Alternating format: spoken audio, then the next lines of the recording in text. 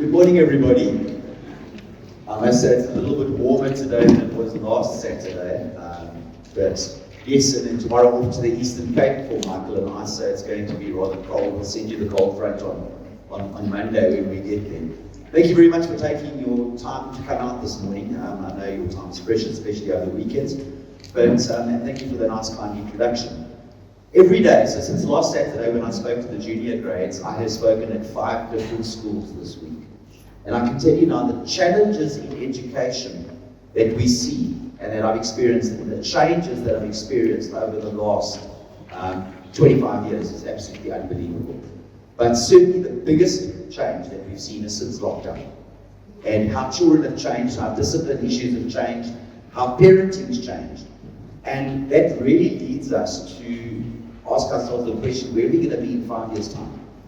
Unfortunately, as a parent, there's no real guide that you have with regards to actually bringing up your kids. It's a huge challenge. And many of the high-profile court cases that I testified in, and I've testified in Bester's case, which is ongoing now, Oscar Pistorius, Monet Harrison. Many of these guys indicate to me when we do a pre-trial conference with them, and I actually testified in the High Court, that they started their criminal careers or their behavioral changes with regard to bullying. So bullying is one of our biggest challenges that we have in schools today. But before we get there, that's why I've asked Michael. Michael's doing his postgraduate studies in cybersecurity, and 91% of all the bullying that we deal with is now cyberbullying. And he is a cybersecurity expert, and he will then be taking you through all the apps that your kids are using, some of the stuff you don't even know about, and giving you a few tips as parents on how to assist your children when they get into trouble. But one of the first things I want to talk about today is some of the parenting mistakes that we make. And none of us don't make mistakes as our kids are growing up. But certainly the first thing I can say is support discipline in the school. That is so important. You know, the paradigm of discipline has changed so much over the last few years. When I was at school, I was well disciplined. I did my homework. I certainly listened to my teacher. Can anybody tell me why? Why was I such a good boy at school? Because if I wasn't a good boy, I got a hiding from the teacher or the principal. There was respect. You know, if I walked across the football field and I saw my principal walking over there, I immediately polished my shoes, checked my hair. The girls all pulled down their skirts because they were too short. Because if I didn't, I was taken to the office, given a hiding. And I never went to my dad and said, Dad, I got a hiding at school today, because I would have got another one. Okay. The paradigm of parents today and your idea of discipline is very different. Parents, when their kids are naughty at school and they are disciplined, you go into the defensive mode. And we're going to sue the school. So guys, please, teachers are professional, respected, and always remember, speak nicely about your child's teachers in front of your child. When you speak negatively about a teacher, how do you expect your child to respect that teacher in the class? That's one of the big challenges. So always remember, you lead by example. And remember, you are the primary educator. What does that mean? You are more responsible for education than the teachers are. Because you start from the child is born. Things like discipline should be taught by parents. It's not them. The school integrates or re-advises what discipline is and can only give advice. Your job is to discipline. But kids also need to lead by example. Very important. Parents need to lead by example. You know, you come home and you've had a very bad day at the office and you say to your daughter, just get me a glass of wine, please. I've had a hell of a day at the office. What does your daughter think? Well, I had a hell of a maths test. I'll have a glass of wine as well. So very often they copy our behavior as children, and that's a major thing. Teach your kids value, honesty, kindness, respect. Because if we don't teach them those values, they'll never ever learn them from their peers at school. Devices. You all provide your kids with cell phones. You provide them with laptops, you provide them with other devices. Always keep in mind that you are responsible for that device. When your kids cause absolute chaos and your kids bully somebody else's kids, you are the owner of that cell phone. And under the Cyber Crimes Act, people, if a person threatens somebody, if a person uploads an image without somebody's permission, this person alters an image, you can be charged under the Cyber Crimes Act. You can go to jail for 10 years, or you could face a 200,000 rand fine. Remember, your kids only have criminal capacity at the age of 12. So when they commit an offense, they can't charge your child under the age of 12, they charge you, the parent. So always remember, when we talk about cyberbullying just now, it is a proper. Another thing is, encourage your children to always be neat. Check their uniforms in the morning. Get involved with your kids as a parent. You get in a car when they get home from school, find out what's going on in their lives. And make sure your children don't just fear you. Because that's very often parenting is. Kids don't speak to their parents or they don't communicate because they're too scared to. And that causes huge, huge problems. But sweat the small stuff. Check your kids' uniforms. Make sure that your children's, that their hair's neat and tidy. Make sure they abide by the school rules.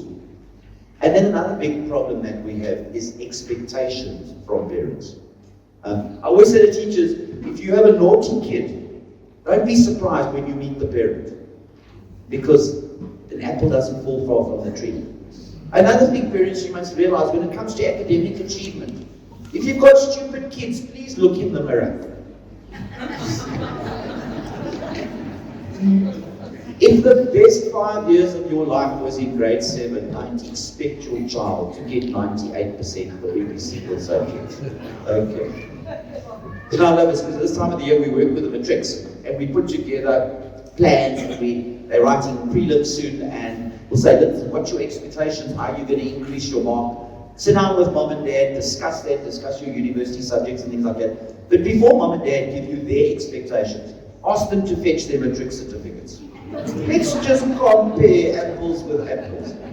Oh my word, then I knew a parent talk. I had 40 parents standing in a queue before I even started saying, apartheid, we had to work in the shop and we didn't have that opportunity. So when it comes to your kids, these guys, don't put so much pressure on them. You know, in the Kuruleni East District, I've just done a workshop for every single principal in that district. They have the highest adolescent suicide rate in South Africa. In that district alone, they've had 89 kids kill themselves this year. The youngest being 9 years old.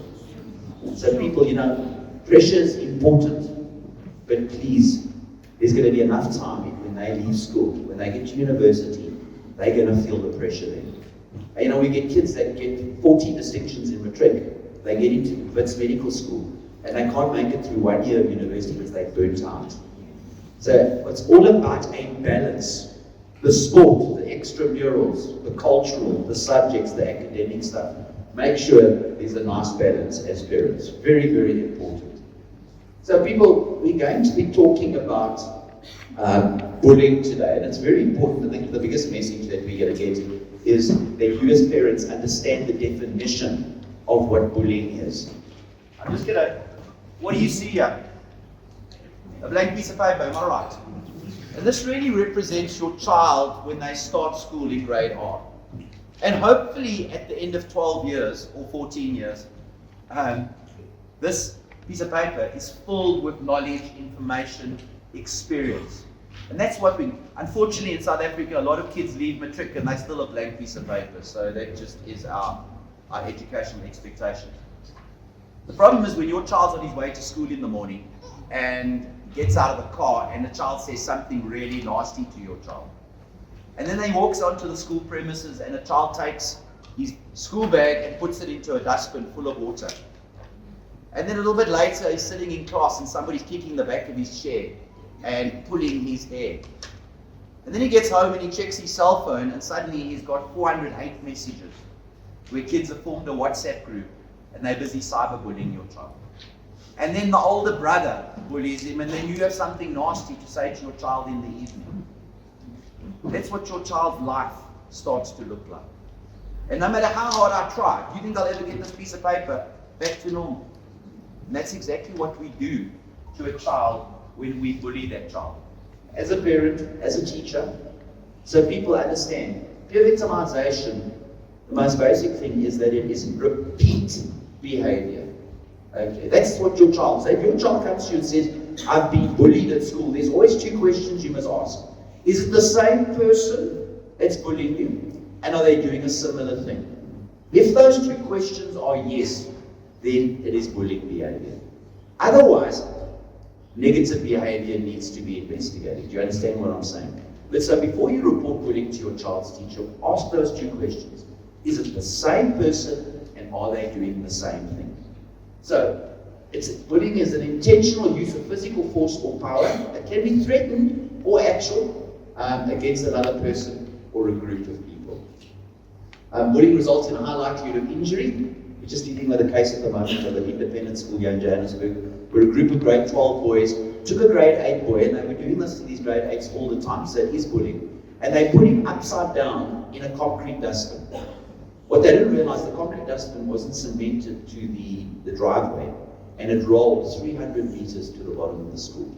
This little boy landed up with over 100 sutures in the head, was unconscious for 10 days in ICU. These matrics have now been charged with attempted murder. They are going to be expelled. They will not write their matric here this year, and they are facing 10 years imprisonment, okay, even at the age of 17. So yes, bullying damages and changes lives. Psychological harm, we know that people that are bullied at a very early age have intermarital problems one day. They have self-esteem problems. They're not able to function as a normal person. Your child will not develop like they're supposed to. They'll be deprived of a good education and a happy childhood. Bullying includes any form of systematic harassment and an antisocial behavior. It can involve one child bullying another child, that's about 90% of the cases. A group bullying a single child, and then of course we get groups against each other. I'm off to PE tomorrow, but a couple of weeks ago I was in Cape Town, and I was at a school in Mitchell's Plain. What happens is when the gang activity happens in Cape Town, that gang activity comes and happens on the playground as well. So we get kids that bring firearms to school and gangs each other. We just got to be very careful of that. And it's certainly not limited to physical harm. Major cause of behavioral problems in adults, as I said, and long-term social or interpersonal problems. So some of the different types of bullying that you might come across in many schools that we lecture on all the time. One of them is obviously the psychological bullying. It can be very subtle, where your child is doing your daughter's doing an English oral, and the other kids are just giving her funny looks and doing this and that. Suddenly your child can't present because they're a nervous speaker. So that actually affects your child academically. So psychological bullying, calling somebody stupid, and parents do this as well. You know, the more we speak down to our child, the more the child starts to believe it. Then we get sexual bullying. That's when kids touch each other inappropriately, say inappropriate things to each other. And something that we're seeing, and I've seen a dramatic increase over the last 2 months since the elections, is racial bullying. There's a racial undertone in South Africa at the moment, where we are seeing groups against each other. I'm dealing with this case at Victoria Girls High at the moment. You might have read about it in the media, where 12 girls were suspended. They had formed a WhatsApp group, and these girls happened to all be white, and what they then did is they were speaking and how unfair they were being treated by black girls in the school. The district director didn't even look at the WhatsApp group, came into the school's hall, made those 12 girls stand up in front of the whole audience and asked the kids if he should expel them. So guys, that's not right. Okay. You as parents must be very careful what you say about opposite race groups in front of your children. Because you know what, your kids will copy what you say. I've always had to be very careful what I said about Julius, because my kids always said, Dad, you can't say that. All right, and I have met him a couple of times now. He's a very nice guy. But you understand what I'm saying? So people, your kids will copy your behavior, no matter what race you are. In South Africa, there's no room for racism. We should not be tolerating it as parents. Please, install that in your kids. And remember, when a teacher of the opposite race disciplines your child, it's not racism, it's discipline. Please. Okay, because parents immediately, when their child is naughty, they call it the race card. That's not teaching your children anything. Then we get isolation, which is a very, very sad thing. You know, we always speak to the grade R's to the grade 4s. And I always say to them, who of you are rich? Yes, and the hands go up, at least kids. And I say, well done, you haven't even finished grade 4 yet, but you're already very rich. And they actually believe, because their parents are wealthy, that they're better than everybody else in the school. And then they isolate the poorer kids. Kids of a different race group, they won't play with them and break. Because they don't come from the right suburb, their parents don't have the right house. Kids must be taught that if you are wealthy, parents, they are privileged. You understand what I'm saying? It's not them that is wealthy. Just some of the other, and then, I mean, we get terrible bullying, we get extortion and bribery where kids have to pay protection money at school every single day. They pay 100 Rand a week, otherwise they get beaten up. We get financial bullying where children are actually, they stand at the tuck shop and other kids will steal their stuff. The older kids will steal their stuff. So guys, remember, if there is a bullying incident, discuss it with your child. Write down all the information. And then make an appointment to see your class teacher. Sit down. Don't see the class teacher on a Saturday while there's netball on. And the poor Mrs. Smith, she's standing there and the first parent comes and tells her that she's getting a divorce. The second parent comes and moans about an academic issue. Third parent comes and talks about bullying. When Mrs. Smith's had her third glass of wine on a Saturday evening, she can't even remember she spoke to you. And then you send an email to the district director, my child's being bullied, I spoke to the teacher, they're doing nothing. But teachers are only human beings. It's very, very important that you communicate. And remember, teachers are your allies. They're not your enemy. If you've got issues going on at home, you and your husband getting separated, somebody's ill in the family, you're losing your business. Speak to the teacher. She will make sure, or he will make sure your child is looked after at school. That is what the loco parentis responsibility means. The teacher is the parent when you are missing in the school day. Remember that. That's why teachers have certain powers. Okay. The whole idea with bullying is that we all become upstanders instead of bystanders. Okay. What does an upstander mean? If we see bullying behavior, we stop it immediately. We treat our school community like it is a family. And if everybody does this, from the teachers to management, to the parents, to the kids, and they don't tolerate bullying behavior, I can tell you now, bullying doesn't take place in school. And it's only 2% of kids that are actually bullies. But they have no right to ruin it for the rest of our kids.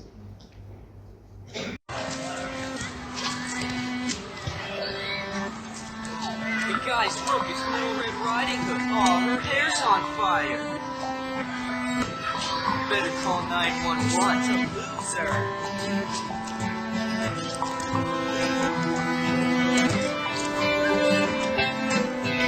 Oh, there she goes again. Better watch out for the big fat wolf. Hands up.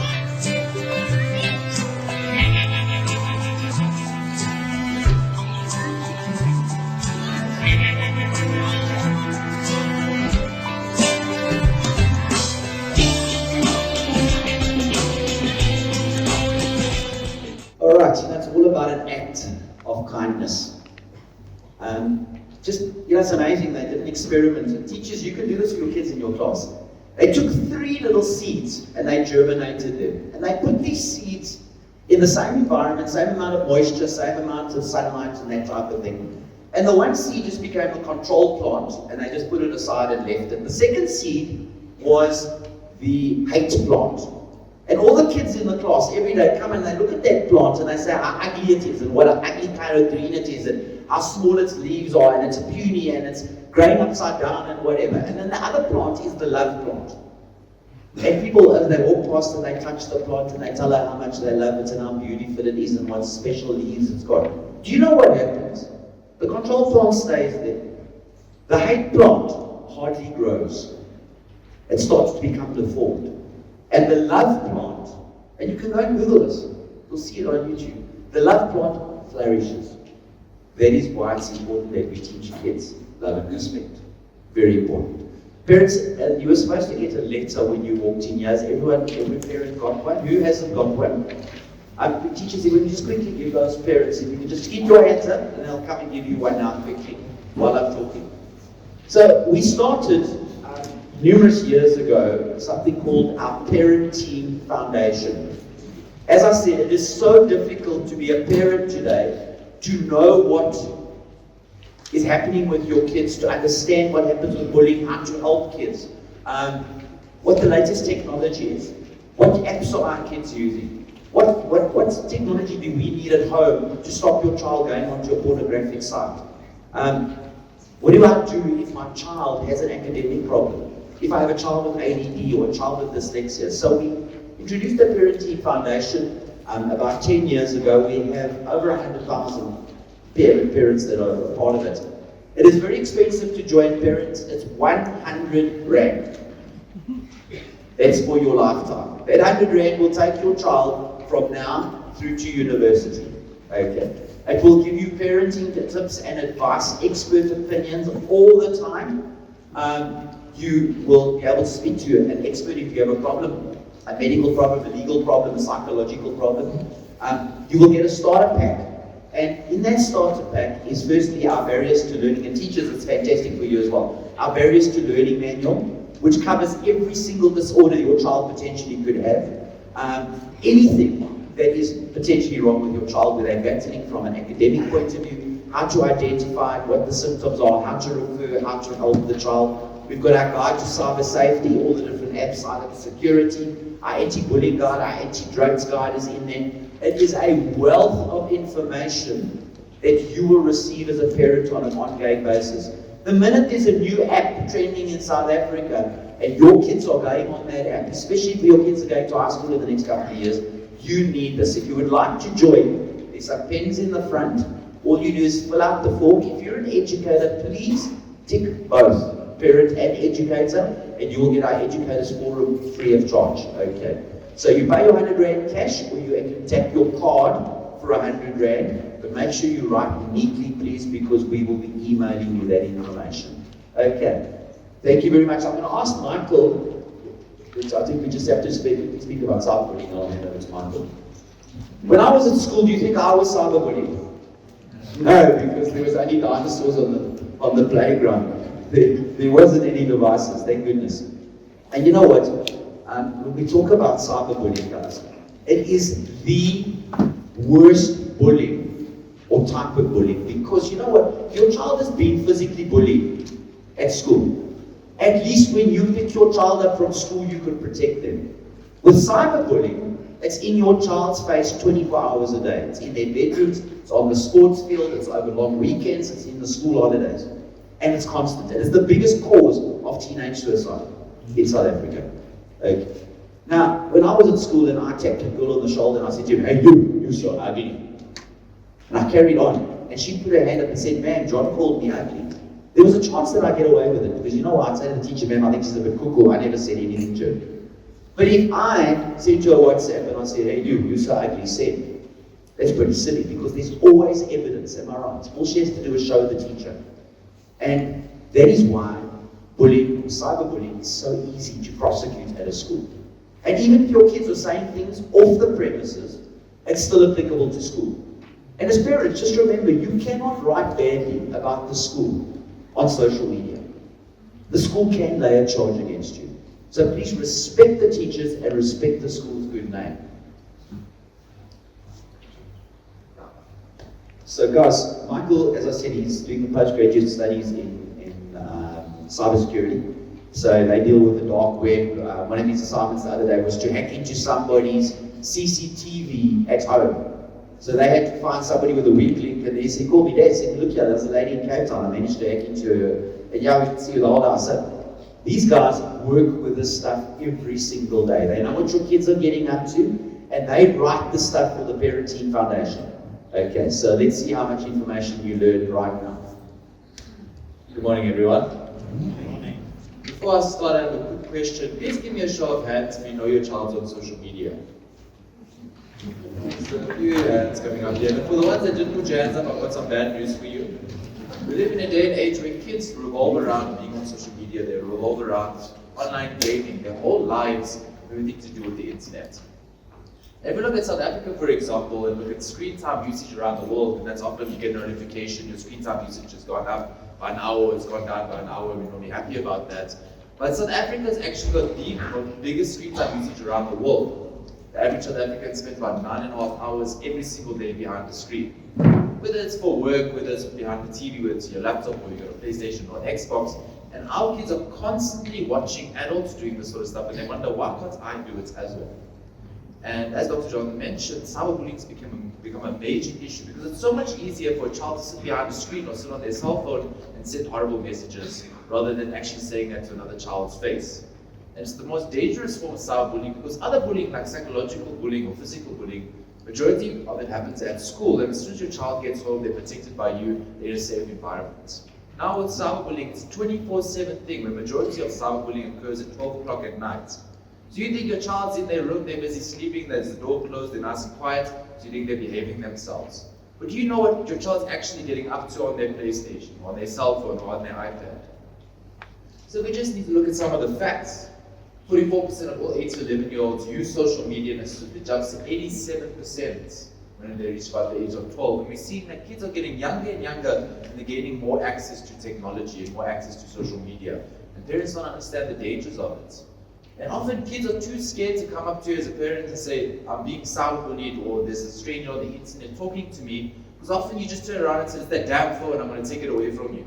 You don't sit and actually look at the issue and listen to what your child's actually saying. Your child's too scared because every single time they bring it, you just take away their cell phone and you shout at your child. Sometimes you don't have an understanding of what they're actually talking about. So I've just got a bit of a clip here. We've put this into our children presentation just to give them a general understanding of how cyberbullying actually affects a child in real life.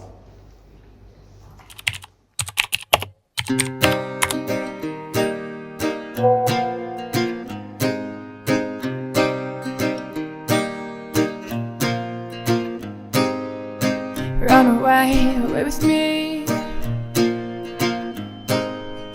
Lost souls in revelry. Running wild, running free. And too quick, it's you and me.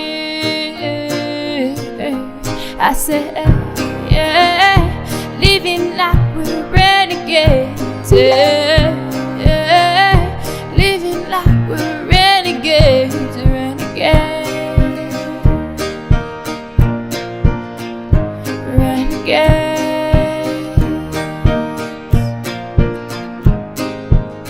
Long live the pioneers,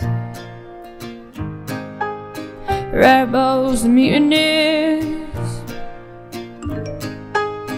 Go forth and have no fear. Come close and lend an ear. I say, living like we're renegades. Living like we're renegades. So we just look at the definition of cyberbullying. It's any discomfort or harm intentionally and repeatedly inflicted on a specific victim. This means if your child comes up to you and they've got one ugly WhatsApp or they've got an ugly comment on the Instagram post, and it only happened once, that's not cyberbullying. We're looking for the kids that every single day, every single time they post something on social media, or every single time they open WhatsApp, someone is tackling them, someone is making fun of them, somebody's going out of their way to make your child's life miserable. That's the time you must go to the teachers and say, listen, yeah, this is the case. Because often parents, their child comes up with a single thing, the parents come running to the teachers, but it's not a case of bullying. It's maybe bad behavior, but we're looking for a repeated offense by the same person every single day.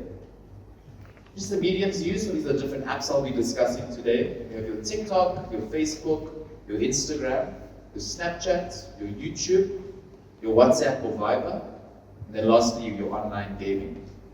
And just starting off with TikTok, it's become one of the most popular apps around the world, and I'd say about 95% of children actually use it. And one of the most dangerous things I found is the actual online trends that occur on it. People often think to themselves, okay, I want to get TikTok famous, I want to become an influencer, I want to make money from this. What's the most shocking thing I can do in order to gain views? And kids are watching all these celebrities, these online celebrities every single day doing stuff like this, and they're thinking, I also want to be like this person, let me go to school and film this. This is one of the trends that was known as the skull crusher trend. I think you'll find it quite shocking. And it's actually happened in quite a few schools around the country. Kids have been severely harmed by it, Because a cyberbully will see a video like this and they think, okay, I want to film something like this, I'll target someone at school, and you'll see exactly what happens.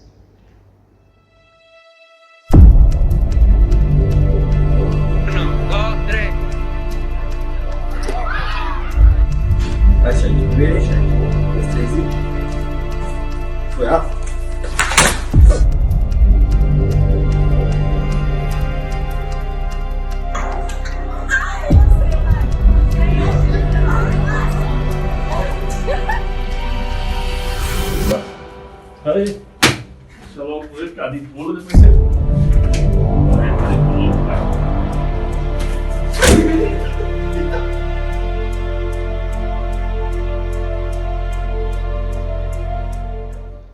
So that's the type of stuff that kids are watching on social media. And you wonder why they get severely hurt or they get in trouble when they film something like this on school premises. Or even in your own homes, they'll film something like that. How is TikTok used for cyberbullying? Multiple accounts can be created, so a child might sit to create 30 to 40 different accounts. And then what they do is they'll target a child, make it seem like there's a whole bunch of people cyberbullying them, but it was just one child jumping from each account. Trolling, harassment, bullying, and satire is very common on apps like this. It's very easy to find videos, and I often ask kids who's got a public account, and all these kids put their hands up thinking they're so cool. They don't understand the dangers of actually having it. Obviously, a cyberbully can easily go into their accounts and see the most vulnerable things about a child. But let's take an online predator, for example. An online predator is interested in children your age, your kid's age, and they think, okay, I can just go into their accounts with a fake account that looks like another child. They start chatting to your child because it's so easily accessible because your child has an open account. Racism, body shaming, attacking personal content is very common. The duets feature, so basically what the duets feature is someone can make a video and someone else makes a video because you're reacting to it and they play at the same time. So your child might make a video of them singing or them dancing, something they're passionate about, and the cyberbully will target these specific things and create a video of this mocking them. Live videos are very easy to access. I'm sure those who have TikTok here, you're often scrolling on your For You page and someone's live video comes up. This is a video that's showing them in real time, and a lot of the time it's people under the age of 13 doing stuff like this. So it's very easy for people on the internet to target young kids like this and start commenting nasty things. So it's not just kids in the school that are cyberbullies, it's also strangers on the internet. Because it's so easy to become anonymous on the internet and say racist stuff or say sexist stuff, and most of the time you get away with it. Then we got Facebook. When it comes to Facebook, you don't have to worry about your kids. It says the old dinosaur app only old people use.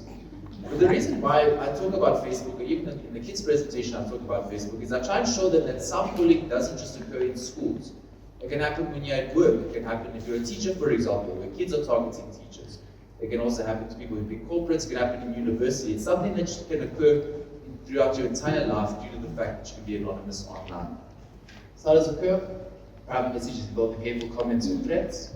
Public comments within your profile. It's very easy to take sensitive, unflattering images towards people. Posting explicit or threatening images. Pages or groups are set up for the purposes of bullying. Have you heard of the confessions type pages?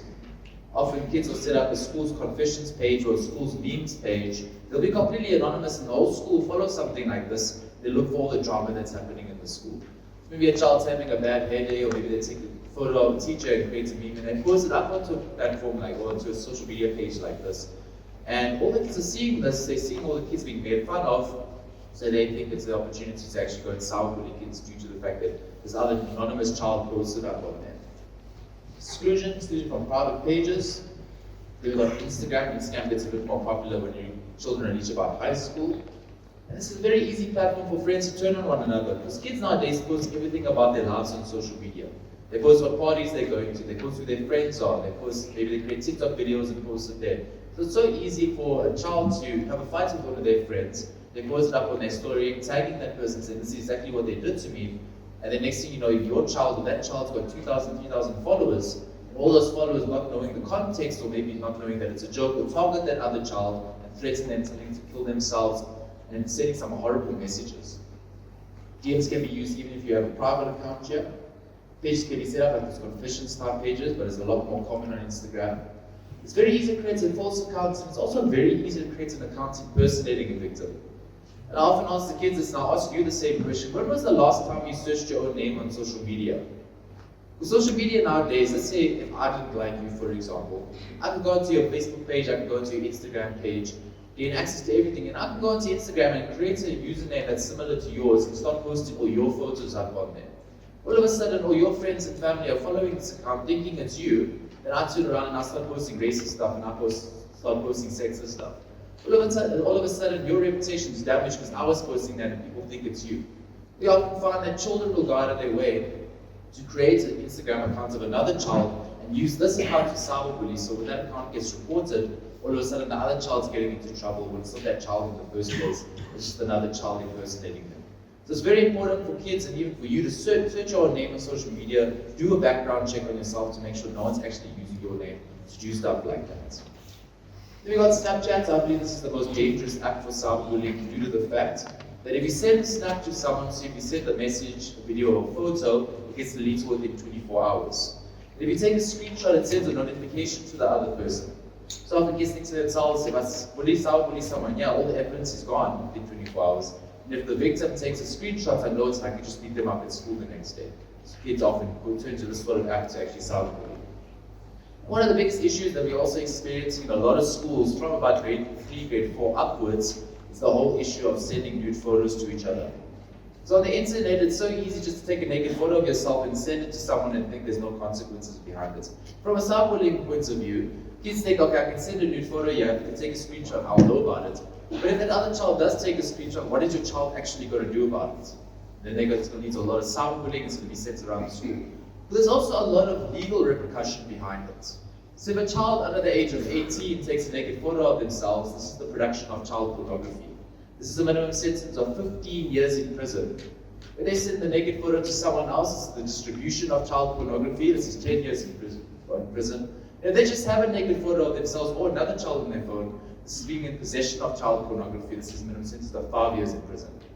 And people think to themselves, oh, it's just a child, children making some mistakes. No. In a lot of schools, children are being prosecuted because of stuff like this. Because there's huge pedophilic rings out there that want to gain access to these photos, so the laws have to be strict when it comes to it. And also, whose children is under the age of 12 here?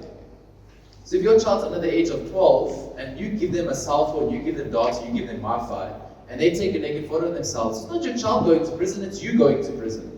Because you gave them the ability to do so, you have the legal right to protect them, because under the age of 12, they don't have the ability to go to prison or fall under lots of laws. You'll be the one going to prison because of that. So it's important you monitor what your child's getting up to online. Group chats can be created for gossip or hate posts. You've got WhatsApp, Telegram, or Viber, since it's your messaging type platforms. So how's it used? Obviously, people can send nasty messages, to get memes on their friends, they can send ugly videos. Groups can be created. Often we find a bunch of cyberbullies will get together and create a WhatsApp group and add a single child in order to send them hundreds of messages. Bullies create stories mocking a victim, and obviously bullies themselves create stickers of other children. So they'll take a funny photo, they'll create a sticker on it and send it to all their friends on WhatsApp. Then you got your online gaming. So this is a bit more difficult to actually deal with cyberbullying, because when children are playing games online, so whether they're playing Fortnite or Roblox, they're constantly dealing with different people all the time, all across the world. It's not the same person that's most likely going to do it, but it's obviously a recurring thing every single time they join a game. And there's also your real life peers and friends that can do form bullying. But it's very hard to monitor. Unlike the other apps, we can just take a screenshot or you can just report the person. It's constantly different people, so you can't just actually report them the way you would do with other social media platforms. There is no age limit. Often we find adults that target younger kids. So if your kid's quite young and they go into a game with a microphone, they'll start chatting, and then adults will hear this younger voice and they'll target them, start making fun of them, start being racist towards it, because they think to themselves it's easier to get a reaction out of a child, so I'll actually make them cry, I'll make them very angry so I can record it and post it up on YouTube. There's large amounts of platforms we're dealing with here, so you've got your PlayStation, your consoles, your PC, your cell phones, your iPads, your Nintendos. So there's so much access for children nowadays to actually get into the online world through gaming. And then we've got YouTube. One of the most concerning things for me about YouTube is the amount of young kids under the age of 13 that are actually using normal YouTube. Legally, we're supposed to be 13 years or older to use normal YouTube. If they're under the age of 13, they're supposed to be using YouTube Kids. Because there's a large amount of adult content on YouTube, or if your child using YouTube behind your back to post videos, it's so easy for cyberbullies to find it, but it's also so easy for cyber predators to actually go and start chatting to your child that way. Just look at new ways used from about grade 6 onwards. Kids think to themselves, I can create a YouTube channel and get YouTube famous. There's a lot of hateful comments on their videos. YouTube content containing hateful messages might be sent to another child, or the bullies themselves will create a YouTube channel not showing their face and talk about different kids in the school or post videos about different kids in the school. And just a few other apps to look out for when it comes to looking at your kids' phone. The kids gonna hate me for this one, but the first one is actually Roblox. Because kids play Roblox. Sure, the majority of your kids play Roblox. All the way from grade R, kids are busy playing Roblox. But I have a question for you. Have you actually sat with your child and seen what's going on that type of app? So I run our cyber safety page on TikTok and Instagram. A lot of parents are asking me, please give me the dangers of Roblox. So I was like, okay, so I sat down and I started doing some research into it. I actually downloaded the game to see what happens on it. And I was shocked what content is actually on a game like this. Because Roblox, how it basically works, someone can create a server, create any type of game mode they want, and people obviously join that. Did you know there's 18 plus content on there? Sexual content, people flirting with each other. The child can easily gain access to something. And often kids turn around and say, oh no, you need to verify your ID to get into games like that. But what's stopping your child from being on their iPad, going to your purse, taking out your ID and taking a photo and submitting it? These kids are so clever when it comes to the internet. Games like this also assist when it comes to cyber predators. Because it's so easy on an online game to change your voice with a voice synthesizer or just type and become friends with children and start grooming them that way. There's also huge amounts of scams. There's often these banners where people can sell things using Robux, which is linked to real life money. So often I saw a video the other day where there was someone selling it for 10,000 Robux and then he puts another sign over it to show it once. Your child actually clicks on this, next thing you know you have 10,000 Rand come off your credit card because they accidentally selected something like that. So do some research when it comes to a game like this. Search that 18 plus content that we're talking about in Roblox and you'll be shocked what actually your kids might experience. Then we got Buswell. Have you heard of Buswell before? Buswell is basically an anonymous messaging type platform. So you're anonymous and the other person's anonymous and you start chatting to each other like WhatsApp, for example. You can imagine how this can lead to cyberbullying with strangers on the internet. Also cyberbullying in children, and often kids think to themselves, I can tell this stranger my problems because they don't know who I actually am. But when it comes to smart cyber predators or people on the internet, it's so very easy to coerce a child in order to get their real life name or get their physical address. Got Omegle, it's very similar. It's even been around since when I was a kid. Omegle, how it basically works, you go to the Omegle website, chat to a stranger, use your web camera and you use your microphone to chat to strangers on the internet. You can imagine what type of stuff your child might come across there, because it's not just children talking on there, it's also adults. Then we got Discord. Discord is not that super dangerous if they use it for the right intentions. So they're just using it to chat to their friends or gaming and you monitor it, that's fine. But the problem comes when your children start joining random Discord channels with strangers on it. With some Discord channels like 2,000, 3,000 people, your child joins us and they start chatting to all these strangers on the internet. Then the next one's quite a strange one. It's Yubo, the Tinder for teens. So basically how this app works, so obviously it's not designed to be a dating app, but it's basically like Tinder, where you can do the swipe left, swipe right, but it's for finding new friends. But do you really think your kids are going to be using an app like this to find new friends? I highly doubt it. And then lastly, we got an app like Be Real, where you take photos of yourself in real time. So it says it's time, you get a notification that says it's time to be real. So you open up the app and you take a photo with your front camera and your back camera. So you can imagine how this can lead to cyberbullying. Your child got added the wrong person to this. Okay, just some of the signs a child might show if they're a victim of cyberbullying. Obviously, there's a noticeable rapid increase or decrease in device use. So a child's always constantly on their device, or a child's never on their device altogether. But if they're a victim of cyberbullying or severe cyberbullying, if a child's never on their device, they're always going to be on their device. Again, the fact that they're trying to delete everything so you don't discover it and take their cell phone away, or they're trying to retaliate and carry on sending messages back in order to not look like the victim. Or if a child's always on their device, they're never on their device anymore, because every single time they pick up their cell phone or go to their PlayStation, someone is cyberbullying them and attacking their personal content. Child exhibits emotional responses when it comes to cyberbullying, and due to the fact that it's such a repetitive thing, it damages the child so much psychologically, and it's always seeing such high levels of anxiety. So a child doesn't know how to emotionally process it, especially if a child's in grade 5, grade 4, grade 3, they're not too sure how to deal with something like this that's constantly happening for multiple people. Child hides their screen on devices when others are near, so you might go into a room, see your child on their laptop or on their cell phone, and suddenly when you go near them, they turn off their device and hide it away. Social media accounts are shut down and new ones appear, because obviously if the child's being so cyberbullied, they'll just think to themselves, if I delete my Instagram account, delete my TikTok account, the cyberbullying will stop. And then they start a new one, and obviously the cyberbullies just find that new one, and it's an endless cycle. Child starts to avoid social situations because cyberbullies pick on things children are passionate about, they pick on things that children love. So their child starts eventually hating that because every single time they post something or speak about it, they get hated on, they get threatening messages, so they stop doing it altogether. And a child becomes very withdrawn and depressed, and loses interest in people and activities. They rather just sit in their room the whole day, not interact with anyone, not go to a friend's party, because there's so much cyberbullying going on. Just some tips for parents: keep the computer or keep devices in a common area that you constantly walk past.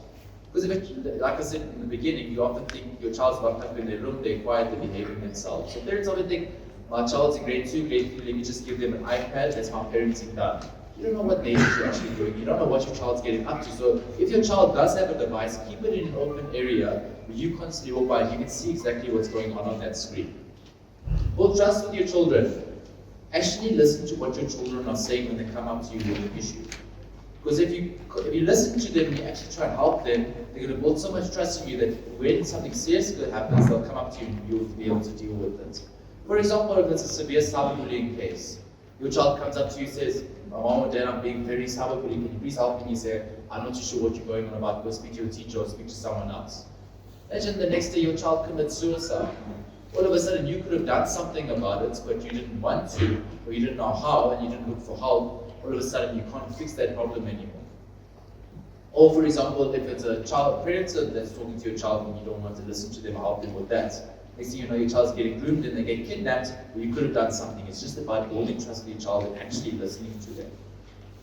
Tell a child not to respond to any cyberbullying threats or comments. Often we find that if a child retaliates and sends nasty messages back to the cyberbully, because they're a bit of a better child, they think, okay, I don't want to get into trouble, so let me delete this chat. So all the cyberbully has to do is delete all their messages, take a screenshot of the messages your child sent, take it to the school and say, look, I'm a victim of cyberbullying, but they were the cyberbully in the first place, and your child gets in trouble. Don't overreact by blaming your children when it comes to stuff on the internet. Don't underreact by telling your child to shrug it off, thinking, oh, it's just a small issue, shrug it off, or deal with it yourself. And also, don't threaten to take away children's phones or computers if they come to you with a problem, because they're going to be too scared to come and tell you stuff. Monitor children's online activities. Actually go and download specific apps they're using, see how those apps work, follow them. There's a lot of parental control apps out there that you can download. It actually helps you monitor what your children are getting up to on their cell phones. They allow that if they want to download something behind your back, it sends a request to your cell phone. Or you can monitor what's happening on your Wi-Fi router. So if your children try and go access 80+ content on the internet, you'll be able to actually see what they're getting up to. Take away children's mobile devices, they cause mistreating people online. So if your child is cyberbullying, you hear them busy cyberbullying people, discipline them, take that cell phone away and show them that's the wrong thing to actually do, because most of the time, they're just mimicking what someone else is doing. Teach children how to use technology responsibly. Find out who your children are speaking to. Go and show your children's app today and see exactly who they added as friends. A lot of the time you're going to see that they've added complete strangers and they're busy chatting to these strangers. Understand the sound of someone who's being bullied, and also learn how to use the technology kids are using.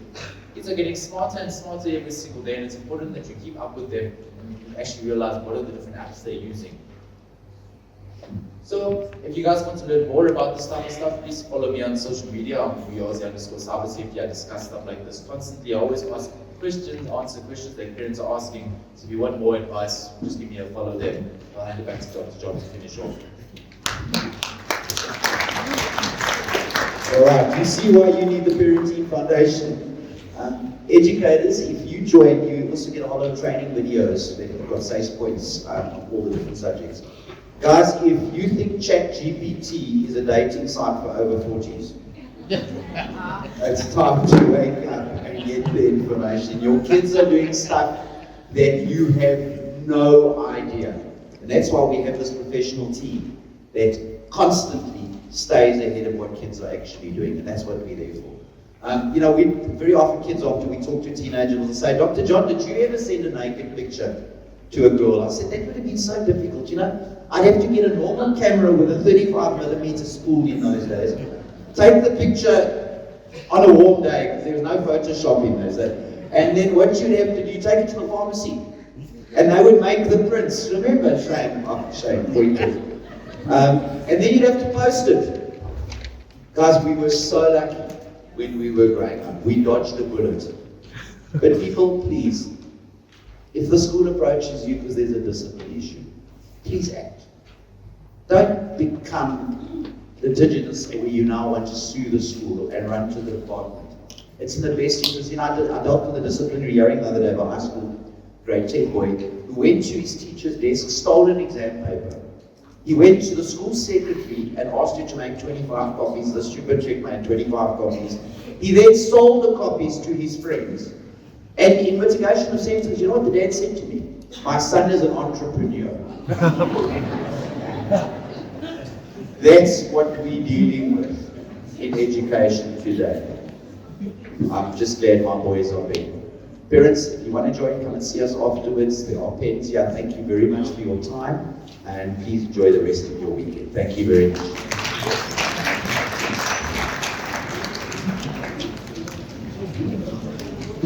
Thank you very much for attending, ladies and gentlemen. If you do have any questions, Dr. Buswell is here. We do have the next session with the grade 7 parents, so you can actually ask him some questions before you leave. And thank you once again for attending, and we hope that this was an enlightening and as well as something that you can take home for your children. Thank you. Have a good weekend.